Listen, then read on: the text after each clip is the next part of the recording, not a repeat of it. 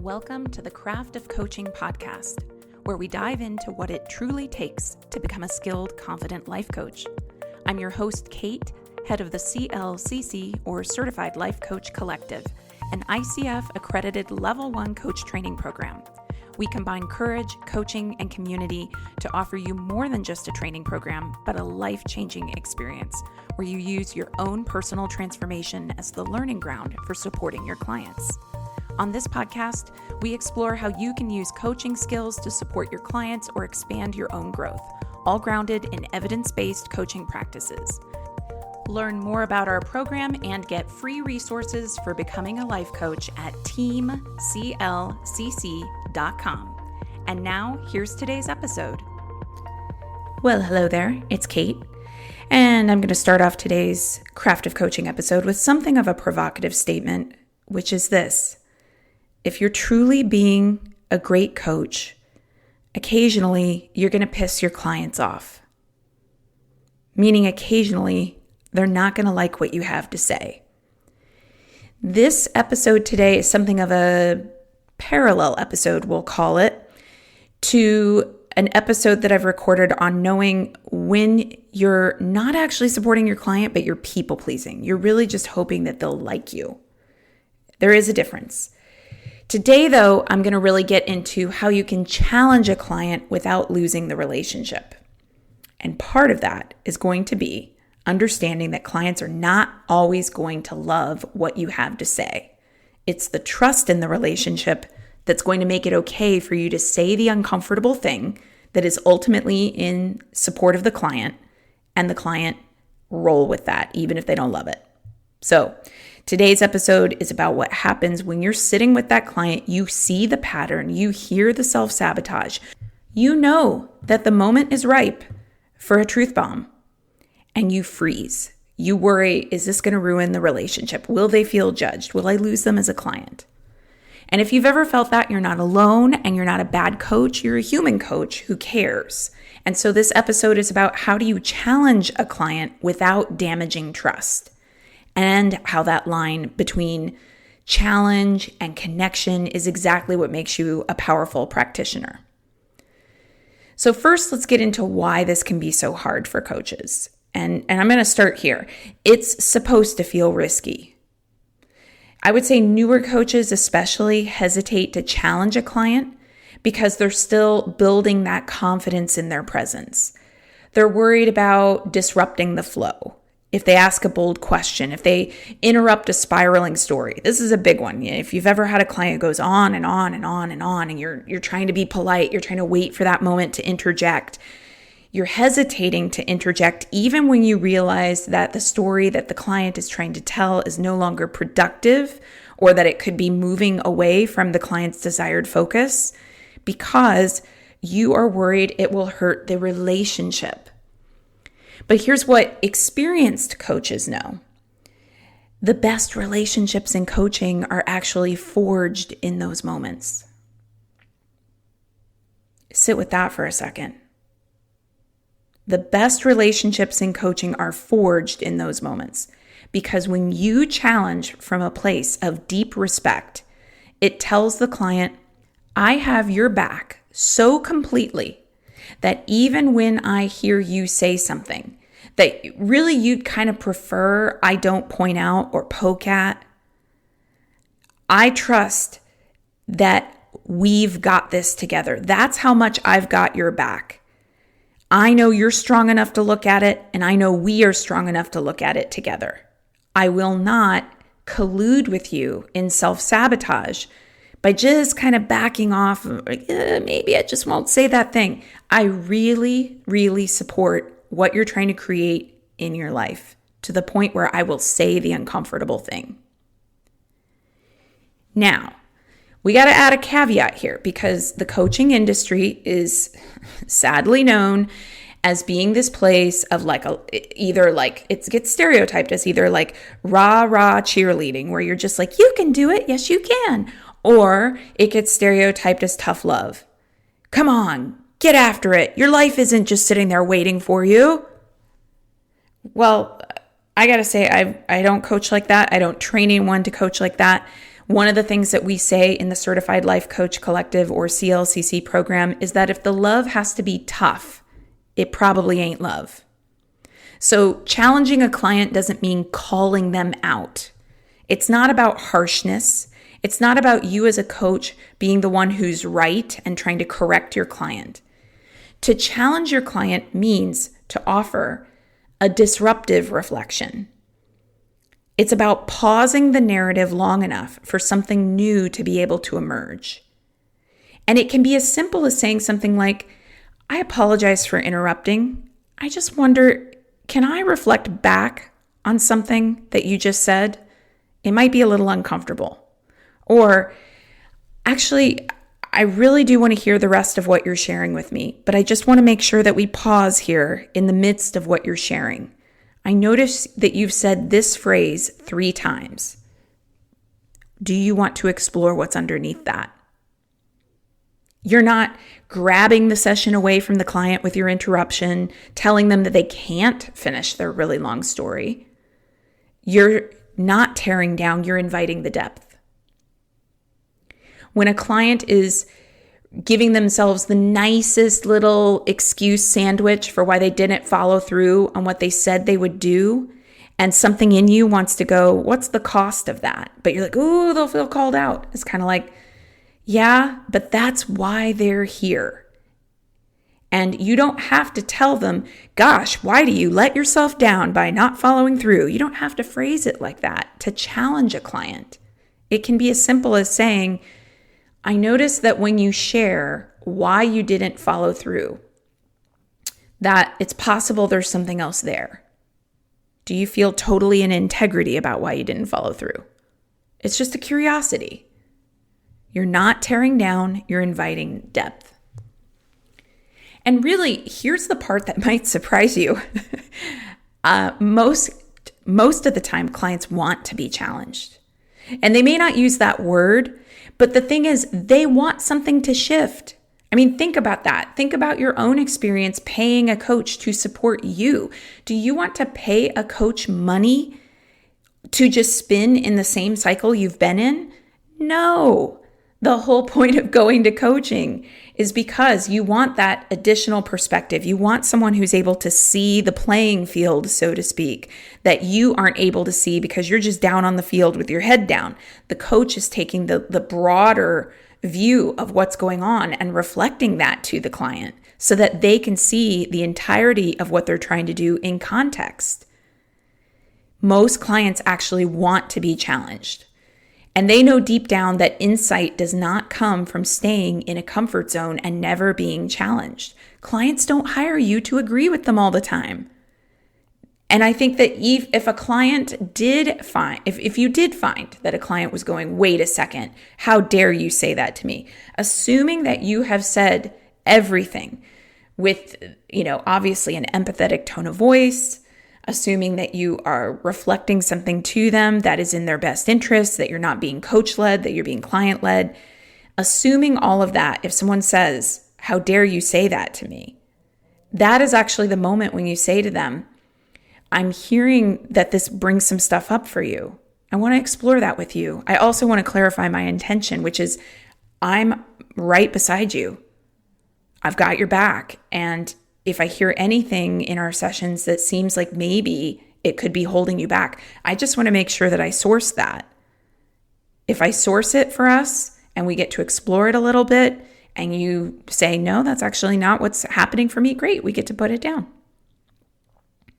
To hold up a mirror for a client that is going through the same cycle over and over and over or not really doing the work in a coaching session, when you hold that up with kindness, that requires risk, but it also builds trust.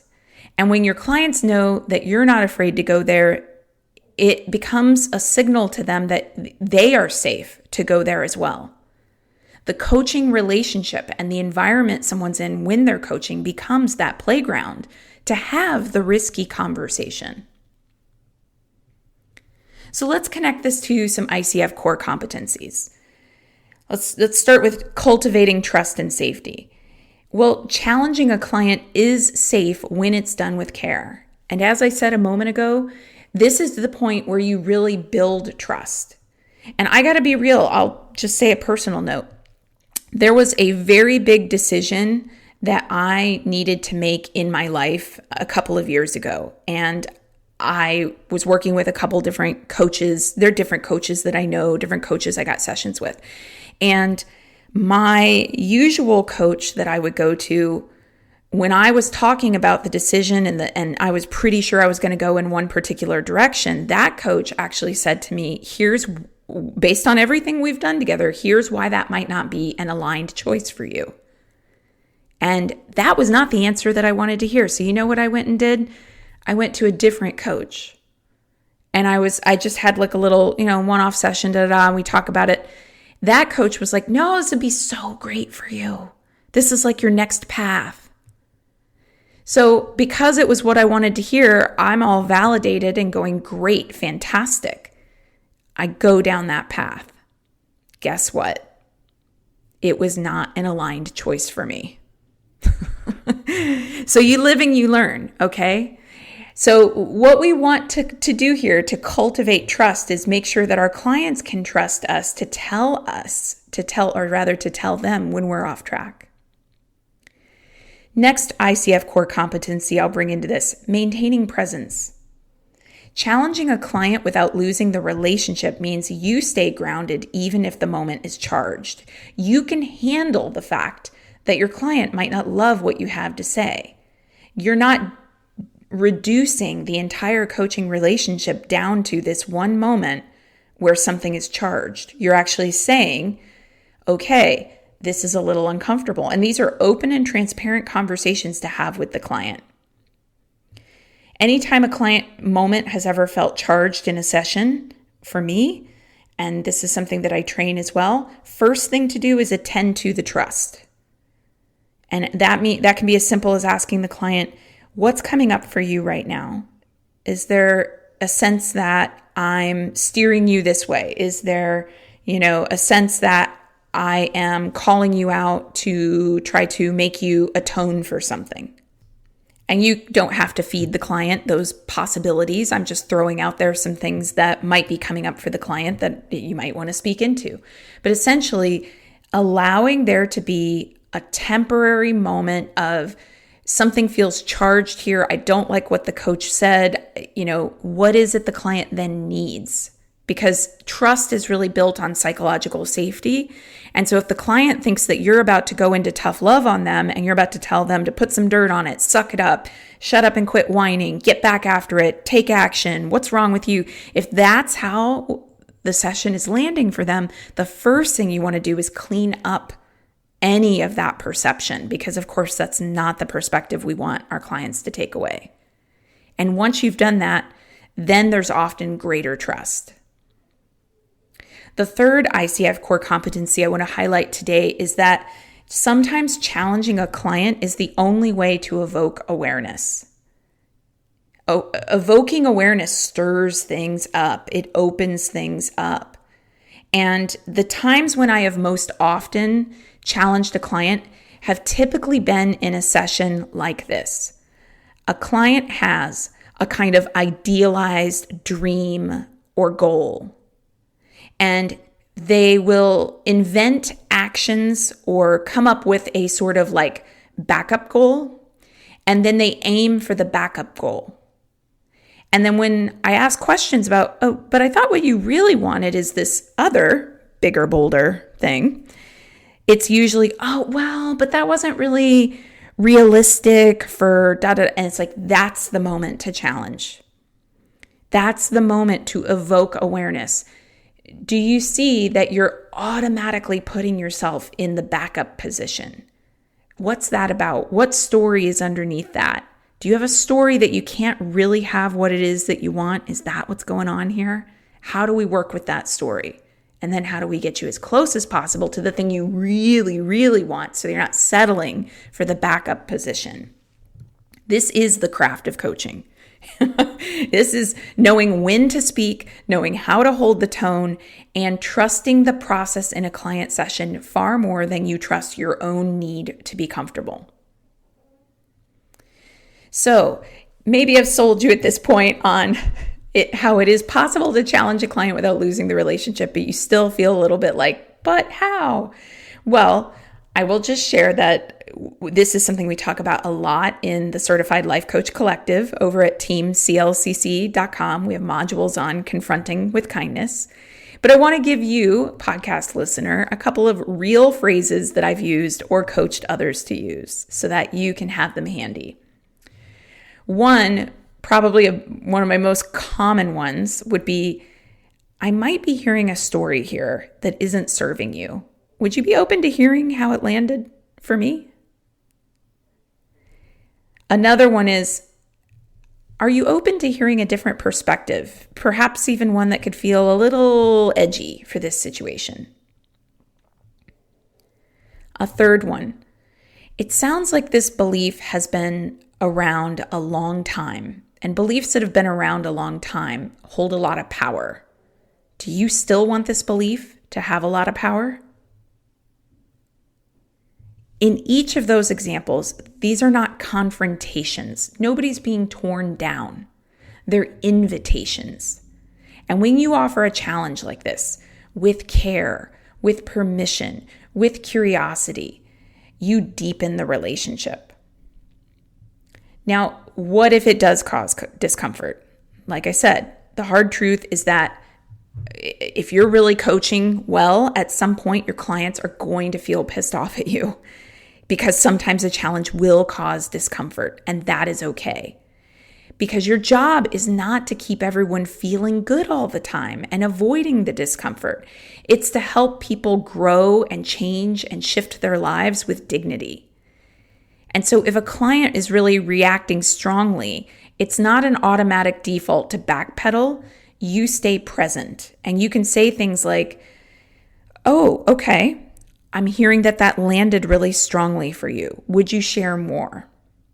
Or I'm sensing that when I said XYZ, it was a really uncomfortable question, but I want to check in with you. What's coming up for you right now?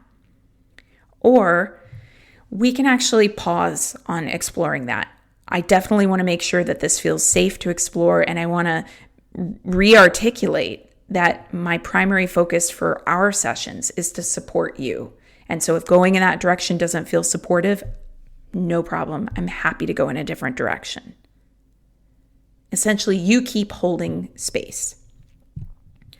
Now, one of the practices that you can undertake to get better at this is in a peer swap session, where you actually do a skill drill around being more assertive in how you phrase things. And this is the type of skill drills that we set up in the CLCC program. Essentially, you are dedicating, say, 5 minutes, 10 minutes in a practice environment with a peer who knows that this is what we're going to be practicing. And the intention is for the coach to practice leaning into confronting with kindness, really challenging that client, not without empathy, not in a way that's calling people out or telling them that they're wrong, but to lean into it, because often coaches feel a kind of discomfort with leaning into that direction. So in a skill drill environment, in a short practice session environment, it becomes a place where you can practice that with a peer, and then they can give you feedback. They can actually tell you, that felt like a little too much, if it felt like too much, or they can tell you that was powerful coaching. And this is something that we do in our program. And I got to tell you, 9 times out of 10, the coach finishes this practice and goes, oh my gosh, that was so uncomfortable for me. And the client is going, that actually was awesome coaching. That was really helpful for me. And that was what I needed to hear. So when you challenge a client, you're not betraying the relationship. When challenging is done well, when you do it with compassion, the confronting with kindness becomes the spark or the moment that a client goes, oh, I'm ready to change. So the next time you feel the moment arise, take a breath, ground yourself, and go ahead and ask the courageous question. Because being a great coach isn't about pandering to what your clients will settle for or backup positions. Being a great coach is certainly not just going to be a conversation where the client just kind of talks for a while and nothing much happens. Being a great coach is about being real and authentic in designing a powerful relationship with you and the client. And that is the most powerful tool you've got. All right, that's it for today's episode. Thank you so much for listening. Before you go, would you help us out and take a moment to give us a rating in iTunes, Spotify, or wherever you're listening? It really helps us get the word out to other listeners. And before you go today, would you like free resources to support your coaching journey? Whether you're considering becoming a coach or you want advanced coach skills training, access our coaching resource library at teamclcc.com. Again, that's teamclcc.com. Can't wait to connect with you, and again, thanks for listening.